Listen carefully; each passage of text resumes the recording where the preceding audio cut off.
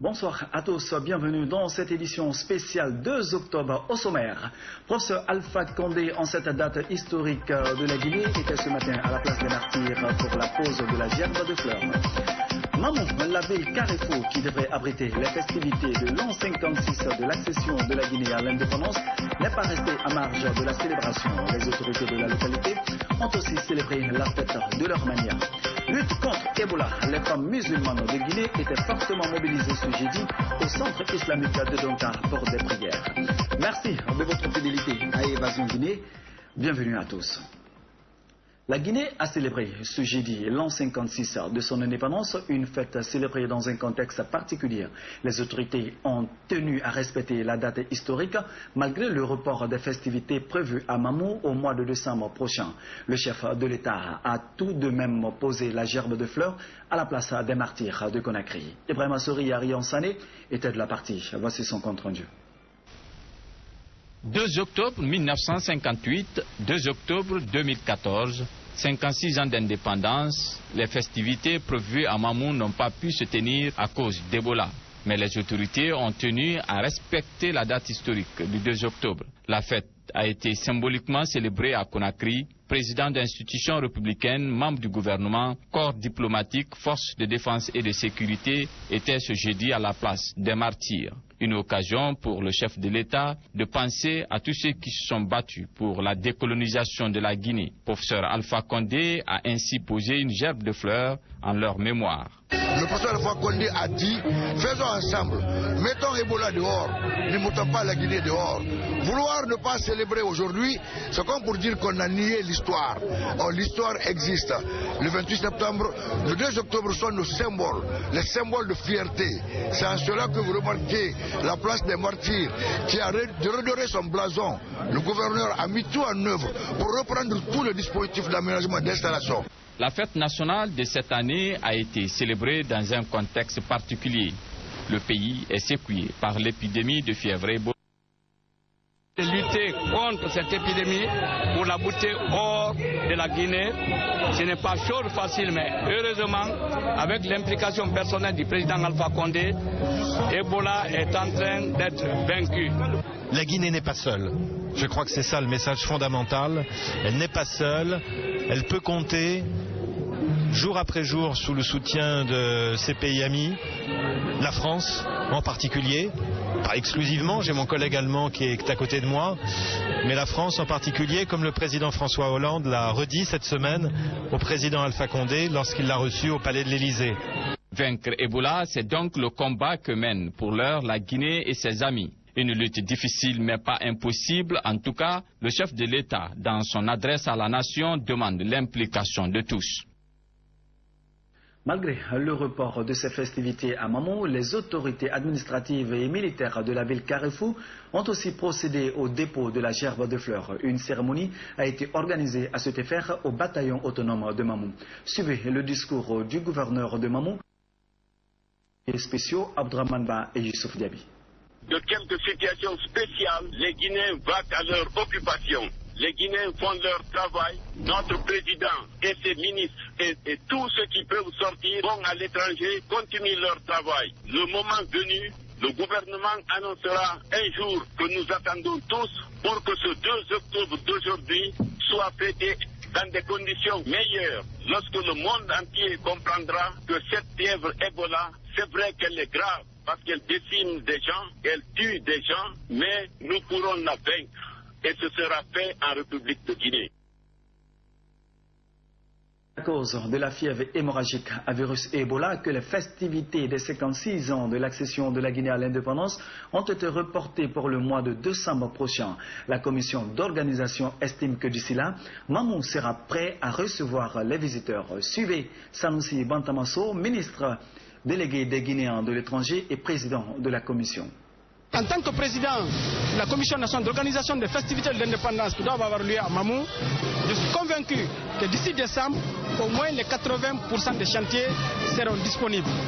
À notre passage, multiples passages à Mamou, la notabilité nous avait fait savoir que quelle que soit la beauté des pays, si les gens marchent sur les routes trouées, ça sera déplorable. Donc c'est l'occasion pour moi de lancer un appel à tous les services concernés pour la voirie de Mamou de vite faire pour qu'on bitume la ville de Mamou, pour qu'il y ait une adéquation entre les routes et les bâtiments que le chef de l'État a réalisés à Mamou. Dans cette même logique, en ce 2 octobre 2014, la joie règne dans le cœur de la plupart des Guinéens. Rencontrés par l'une de nos équipes de reportage vaquant paisiblement à leurs activités, les populations ont célébré chacune à sa manière cette fête de l'indépendance. Sarah Kamara. Au premier regard sur le port de Boulbiné, la question que l'on se pose est pourquoi ne sont-ils pas en fête? Est-ce par méconnaissance de cette date? Bien sûr que non. Aujourd'hui, c'est la fête de l'indépendance nationale. Nous sommes contents pour cette commémoration, satisfaits de la population, mais aussi des autorités du pays. Si je travaille ces jours, c'est pas pour négliger cette fête nationale, mais c'est pour subvenir à mes besoins. Une fois terminé, je vais rentrer pour la célébrer.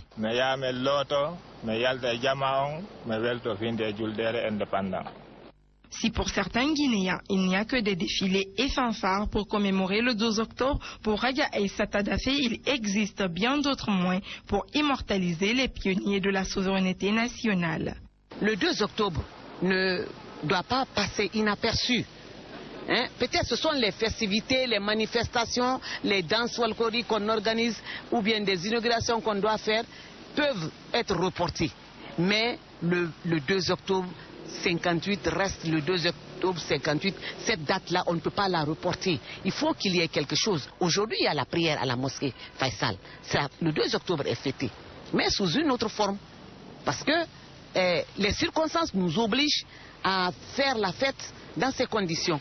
La Guinée prend de l'âge. En 56 ans, elle a certes connu des moments difficiles, mais aussi des meilleurs moments. Célébrer le 2 octobre dans une ambiance festive ou pas, cette date reste historique pour la Guinée et les Guinéens. Après 56 ans d'indépendance, quel est aujourd'hui le niveau de développement socio-économique de la Guinée? Des spécialistes rencontrés par Maniang Condé ont exprimé leur point de vue. Suivez. En 56 ans, on aurait pu faire mieux. Ça, il ne faudrait pas se leurrer, il ne faut pas se cacher la face. La Guinée aurait pu faire nettement mieux. En tout cas, c'est l'avis de cet éditorialiste face au niveau actuel de développement socio-économique de la Guinée. Après 56 ans de souveraineté nationale, la République de Guinée peine encore à se relever. Toutes les infrastructures sociales de base y manquent. À cela s'ajoute le manque d'eau et d'électricité. Hassan Kaba pense que la politique des gouvernements successifs à remettre en cause tout le travail abattu par les régimes précédents serait un facteur favorisant le retard de la Guinée. Lorsque, en 1958, l'indépendance fut acquise, le premier régime qui fut mis en place en République de Guinée, parce qu'on ne peut pas parler de l'indépendance de la Guinée sans se référer au père de cette indépendance-là. Et il y a feu Ahmed Sékou Touré. Il y a eu 26 ans de régime révolutionnaire et ce régime, quoi qu'on en dise ou qu'on en pense, a accouché de bonnes choses, mais de choses aussi malheureuses. Mais très malheureusement, à l'avènement du pouvoir militaire en 1984, on a décidé de jeter à la fois le bébé et l'eau de bain. Je crois que cela a été préjudiciable à la Guinée de plusieurs points de vue, surtout du point de vue économique. Et lorsque, à la mort du général Lansana Conté, 24 ans après, et le retour à la démocratie, et le père de cette démocratie, qu'on le veuille ou non, fut aussi Lansana Conté. Nous sommes aujourd'hui en 2014 et cela va faire 4 ans que le professeur Alpha Condé est à la tête de la 3e République de Guinée. À ce niveau, c'est vrai que le passif, il était très lourd, mais la vie d'une nation ne se limite pas à quelques obstacles ou à quelques handicaps ou difficultés. Il faut pouvoir avancer. Pour Hassan Kaba, assez de rendez-vous ont été manqués par la Guinée. Et cela pourrait être rattrapé seulement si le peuple et la classe politique regardent la Guinée en face. Il est difficile de parler de l'indépendance de la Guinée sans parler de feu Ahmed Sékou Touré, premier président de la Guinée indépendante. Il est considéré comme le principal artisan de la souveraineté nationale 56 ans après l'accession de la Guinée à l'indépendance. Ce nationaliste ne fait toujours pas l'unanimité au sein de l'opinion. Si certains l'applaudissent pour son rôle dans la décolonisation de l'Afrique, d'autres en revanche pensent qu'il a été un dictateur. Sur la question, suivez le témoignage d'un historien guinéen avec Mfali Guilavogui. Il faut reprendre juste l'expression de Ibrahim Babakake. Il y en a qui croient profondément que Sékou Touré a été un nationaliste. Et c'est certainement pas quelque chose à contester. C'est le père de la nation guinéenne. Et il y en a qui pensent qu'il a été tyran. Parce qu'ils ont été face à des phénomènes, ils ont eu une réalité qui était là, qui était visible, tangible. L'affaire de Kambouaro, l'affaire des complots, etc., etc. Sans savoir comment on est arrivé à cela. Les régimes qui se sont succédés après, chacune d'elles a eu sa propre voie de développement pour évoluer. Le régime militaire qui est arrivé a choisi la voie du libéralisme. Et nous tous, nous voyons aujourd'hui les conséquences heureuses de ce libéralisme-là, même s'il y a eu des conséquences fâcheuses. Et chaque régime est venu opter pour quelque chose. Et peut-être pas... on ne doit pas voir ça comme quelqu'un qui s'est fondamentalement occupé de ce qui s'est passé ou ne s'est pas occupé de ce qui s'est passé, mais chacun a eu sa propre identité, sa propre option, sa propre vision, et c'est dans cette vision-là qu'il faut juger tous les régimes qui sont succédés après le premier régime. Toujours dans ce même dossier, cette indépendance de la Guinée a été proclamée le 2 octobre 1958 après un référendum populaire qui a rejeté en majorité l'entrée de la Guinée dans la communauté française. Avec ce geste du peuple de Guinée pour dire non à la France de Charles de Gaulle, le pays a enregistré des moments forts de son histoire. Des moments forts qui ont fait de la Guinée le premier des pays d'outre-mer libres du joug colonial. Adjiratuba. 2 octobre 2014, voilà 56 ans que la Guinée est indépendante. Une indépendance acquise après le référendum du 28 septembre 1958 où le peuple de Guinée a voté à 95% non à son adhésion à la communauté française. Il s'agit d'une nouvelle constitution proposée par le président français Charles de Gaulle. Auparavant, la Guinée était membre de la Fédération de l'Afrique occidentale française AOF depuis 1904, puis a obtenu une autonomie administrative relative en 1956. Fatigué de croupir sous le joug colonial, le Parti démocratique de Guinée PDG d'Ahmed Sékou Touré mit donc en branle la marche vers l'indépendance. Cette indépendance, acquise le 2 octobre 1958, fit de la Guinée un symbole de liberté pour toute l'Afrique. Une indépendance qui entraîna la rupture des liens administratifs et financiers entre la Guinée et la France. Autrement dit, la France a retiré de la Guinée ses cadres et ses crédits. La Guinée se rapprocha donc du Mali et du Ghana pour former l'Union des États africains. Elle obtint aussi l'appui de la Chine et de l'Union des républiques socialistes soviétiques, URSS. Le 12 décembre 1958, la Guinée est admise à l'ONU. Ahmed Sékou Touré, issu du parti unique de l'époque, est élu président de la République le 15 janvier 1961 par 99% des électeurs. Il dirigea la Guinée jusqu'à mars 1984. Autre facette de l'actualité, la lutte contre Ebola en Guinée. Les femmes s'impliquent. Ce jeudi, les femmes musulmanes se sont mobilisées à travers la lecture du Saint-Coran et les prières pour chasser Ebola de la Guinée. La cérémonie présidée par le ministre de l'Action sociale a connu la participation de plusieurs femmes députées, ministres, directrices, commerçantes et religieuses au centre islamique de Donga, Benoît Massila.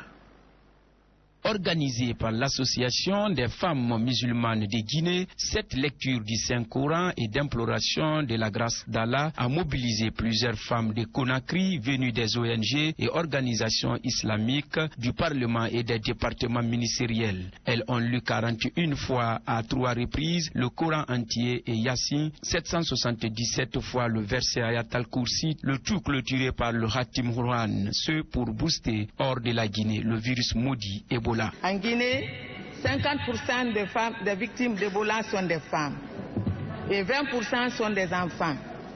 C'est pourquoi il nous revient, femmes de Guinée, de se lever pour aider à sensibiliser nos frères et sœurs à écouter les conseils et respecter les principes de prévention dictés par les spécialistes de la maladie Ebola. Les femmes qui constituent aujourd'hui les 50% des victimes de la fièvre hémorragique Ebola invitent les Guinéens à se purifier les cœurs et s'accepter pour mieux lutter contre Ebola qui continue à faire des victimes. C'est la femme qui est le creuset de la famille. Nous voulons combattre cette pandémie Ebola.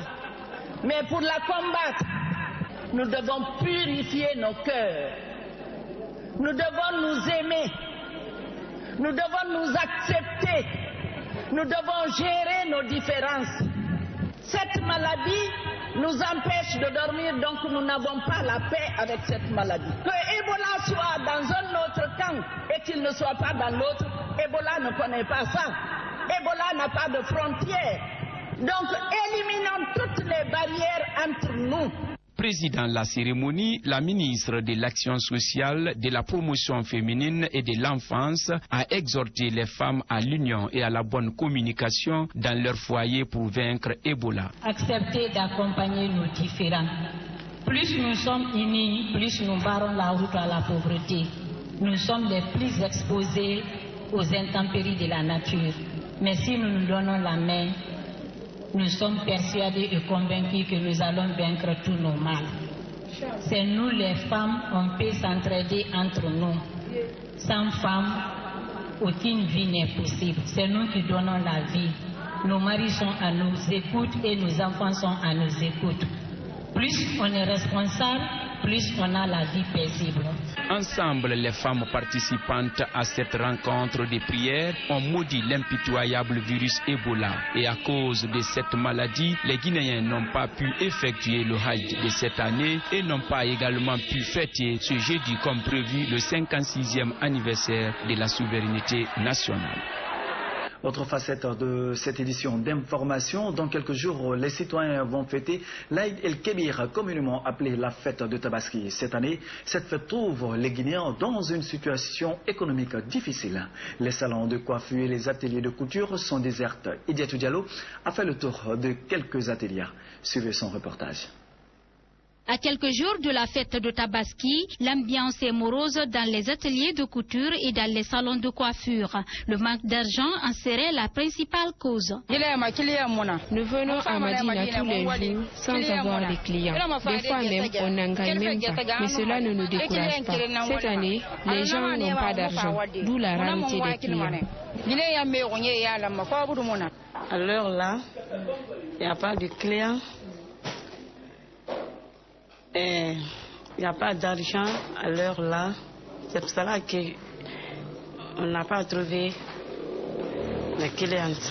Un avis partagé dans cet atelier de couture. Selon ce couturier, cette année, les clients ne se sont pas manifestés comme dans le passé. Cette année, on n'a pas eu assez de clients, comme auparavant. Nous avons fini depuis longtemps les habits de nos clients. Faute de moyens, rares sont ceux qui viennent chercher leurs habits. Malgré la conjoncture actuelle que traversent les Guinéens, certaines femmes arrivent à joindre les deux bouts pour se rendre belles. Actuellement, il n'y a pas d'argent. Je suis seulement venue, malgré mes maigres moyens, pour me rendre belle. En tout cas, selon des observateurs, la fête sera célébrée dans un contexte assez particulier. Le virus Ebola qui sévit en Guinée a affecté tous les secteurs de la vie nationale. Malgré cette conjoncture, les fidèles musulmans parviennent tout de même à s'acquitter de leur devoir religieux, celui d'immoler un mouton comme le recommande la religion musulmane. Salimatou Diallo. À chaque fête de Tabaski, les fidèles musulmans se font l'obligation de remplir leur devoir religieux qui est celui d'immoler un mouton. L'histoire nous a enseigné qu'Abraham était sur le point de sacrifier son fils unique Ismaël juste pour adorer Dieu. Et celui-ci, en guise de récompense, envoie l'ange Gabriel qui place en quelques secondes un mouton à la place de son fils Ismaël pour que celui-ci ne soit pas sacrifié. Je viens justement acheter le bélier pour m'apprêter à accomplir également ce devoir religieux. Les vendeurs se plaignent du manque de clients qui serait dû à la conjoncture. La plupart de ceux qui viennent jouent aux touristes. Ça fait très longtemps que nous ne gagnons pas des clients qui payent beaucoup de moutons à la fois comme d'habitude. C'est le manque d'argent qui fatigue la population. Les clients se disent étonnés du prix de ces moutons cette année car l'année dernière ils coûtaient moins cher. Je suis venu sur le marché, à mon fort étonnement, les prix sont très élevés. Les vendeurs demandent donc l'assistance du gouvernement pour pallier aux nombreuses difficultés qu'ils rencontrent dans cette activité. Nous n'avons jamais eu de vétérinaire pour soigner nos moutons. Nous n'avons pas non plus de place pour abriter les moutons en cas de pluie. Si nous ne recevons pas des moutons venant du Mali, nous n'allons pas du tout nous en sortir. Cette fête s'annonce dans une conjoncture qui ne dit pas son nom en Guinée. C'est en tout cas l'avis de ses clients trouvés sur place. Pratiquer le sport pour maintenir sa santé, c'est la tâche à laquelle s'attellent certains Guinéens. Nombreux sont ceux qui passent dans les salles de gymnastique pour des séances. Pour eux, cela permet de maintenir une bonne santé. Reportage Fatoumata Kandé, rendu en studio par Neno Mobalde. La salle de gymnastique de Kipé ne désemplit pas. Dans l'après-midi, ils sont nombreux ceux qui viennent faire des exercices physiques. Certains sur vélo, d'autres sur tapis roulant pour maintenir leur forme. Je viens ici sur mon temps libre 3 fois par semaine et c'est un équilibre au niveau de la santé pour être en forme, pour se sentir bien dans son corps et ça fait du bien à la tête. Ça permet de s'évader. Donc ça entretient la forme. S'évader en faisant du footing, c'est aider son organisme à fonctionner à merveille, mais aussi améliorer sa santé. Tel est l'avis de ce médecin. Ce n'est pas des gens qui vont se droguer. Au contraire, ils font quelque chose qui est très bon pour leur santé. Au lieu qu'ils soient tentés pour aller boire ou bien se droguer ou peut-être même se mettre à fumer, bon, ils font quelque chose qui les aide pour leur santé. Or, cet esprit qui est animé par ce sport-là, c'est un esprit qui a plus tendance à s'améliorer lui-même. Si certains fréquentent les salles de gymnastique les matins, en revanche, d'autres viennent les soirs après le boulot pour faire travailler l'organisme. À présent, la rubrique invité du journal qui reçoit pour vous Madame Kaba Rougibari, conseillère à la présidence de la République. Elle répond aux questions de Aboubakar Sidiki Mané. Hadja, bonsoir. Bonsoir, comment allez-vous? Hadja, dites-nous quelle appréciation faites-vous du report des festivités de l'an 56 de notre accession à la souveraineté nationale qui était prévue pour ce 2 octobre à Mamou? Je voudrais tout d'abord souhaiter bonne fête au peuple de Guinée, à tous les Guinéens. Et bonne fête à Monsieur le Président de la République également.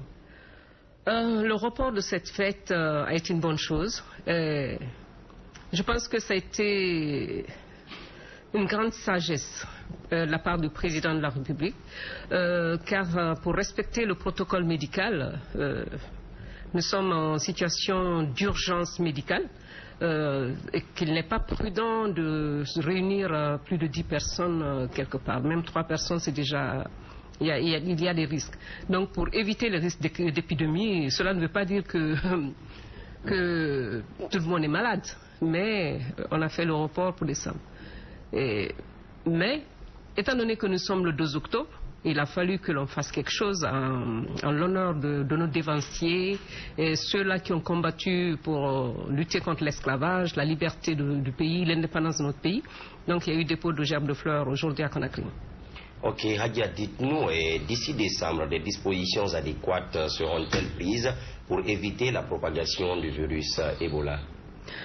Déjà, les mesures d'urgence sont prises. Bon, la sensibilisation se passe très bien. Le coordonnateur, monsieur...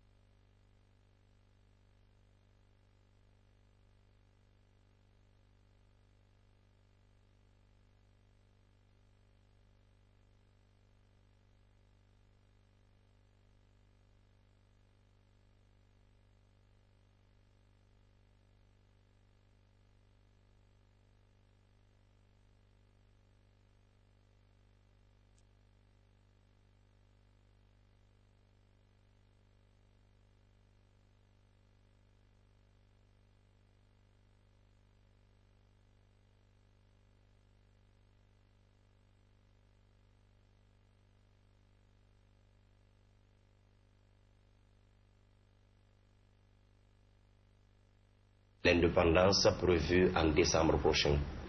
Voyez-vous, dans la construction de l'édifice, chacun peut faire un tout petit peu.